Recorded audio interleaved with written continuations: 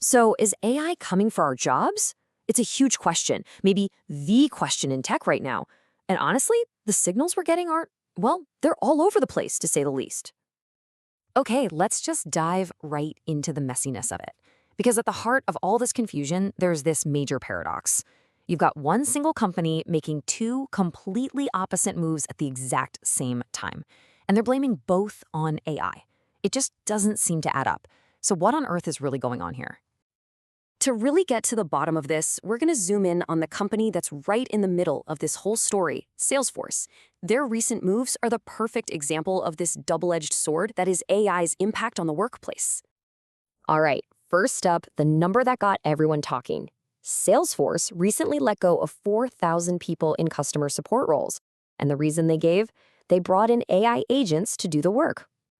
But then, and this is where it gets kind of weird, the company turns around and announces it's hiring up to 5,000 new salespeople. So what gives? Why are they slashing one department only to massively beef up another one?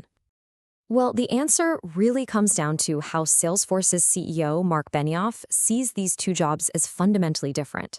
It's truly a tale of two very different roles in this new age of AI. You know, when he was asked about cutting the customer support team, Benioff was incredibly direct about it. He said that AI agents are now handling half, 50%, of the interactions that people used to. So from a purely bottom-line perspective, he just plain needed fewer people. But when it comes to sales, totally different story. He's basically arguing that AI just can't replace the value of real face-to-face communication, that genuine human connectivity. I mean, think about it. A great salesperson does way more than just list off product specs. They have to read the room, pick up on all those subtle cues, and build actual trust. And that's something AI, at least for now, just can't fake. And this is where you can really see the strategy click into place. On one side, you've got customer support. A lot of that work is routine, it's process-driven, perfect for an algorithm to handle. But on the other hand, you have sales, which is all about building these complex relationships and creating trust. Stuff that absolutely requires a human touch, that emotional intelligence. And let's be real here, there's a huge financial reason for this. By swapping out those 4,000 roles for AI, Salesforce has already slashed its support costs by a whopping 17%. The AI has handled over 1 million customer chats. So yeah, it's proving it can do that specific job really well.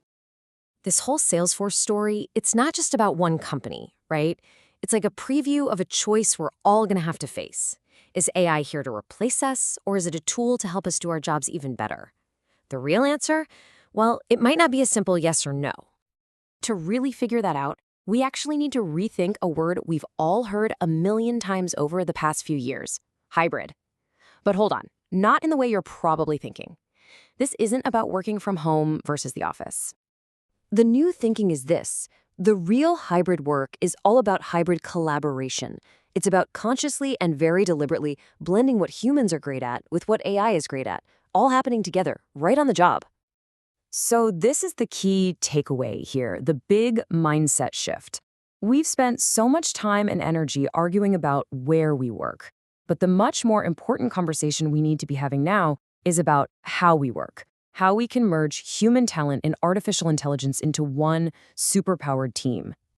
And look, this isn't just some high-level abstract idea. Let's actually break down how this human plus AI model can work in really practical ways across a whole company. Okay, so what's so cool about this is how it lays everything out. Let's take customer support again. We humans bring the empathy, right? The creative problem solving. AI, on the other hand, brings 24/7 access to data, and it's super fast. So in a truly hybrid setup, the AI handles all these standard, easy questions, which frees up the humans for those really tricky, complex situations where a customer just needs to feel heard. Or think about HR. An AI can sift through mountains of data to spot patterns, but it's still the human manager who makes the final hiring decision based on gut feeling and company culture. It's all about creating a system where each side just makes the other one better.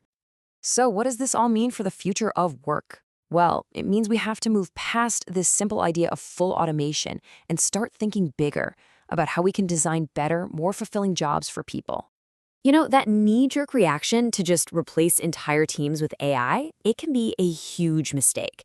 Because as this points out so well, you can automate a process, sure, but you can't automate a relationship. You can get an AI to simulate empathy, but you can't get it to build real, genuine trust.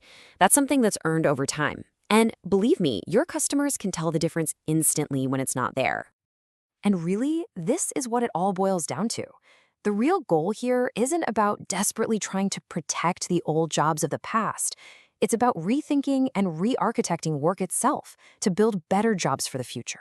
Jobs where AI handles all the boring, repetitive stuff, and we humans get to focus on what we do best: connection, creativity, and big picture strategy. So I'll just leave you with this question to chew on. How can you, in your own workplace, start practicing this kind of true hybrid collaboration? Because at the end of the day, no matter how ridiculously advanced the tech gets, it's always going to take people to make progress actually feel, well, human.